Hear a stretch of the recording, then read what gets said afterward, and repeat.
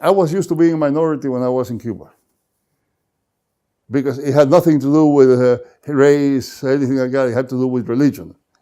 And then when I came to this country and I found out that I also was a minority now in another sense, I could somehow transfer that and be able to say, well, this is who I am, and I can claim that.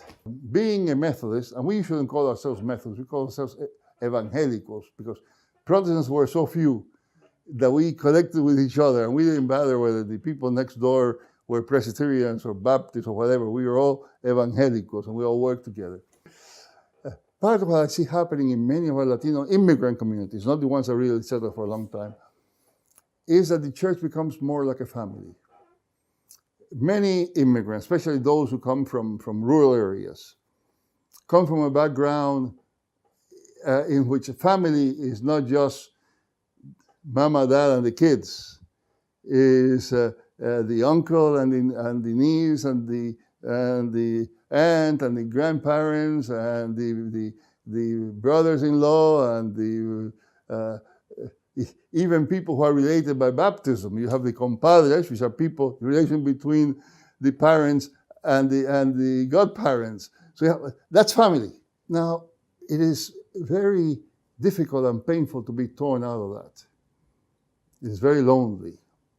And you get people who leave the place where they were living and come here, perhaps with a nuclear family, usually without.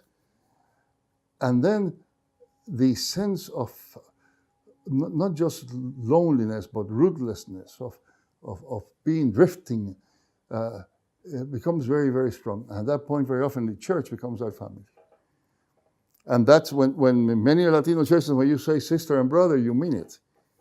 It's not a title of honor.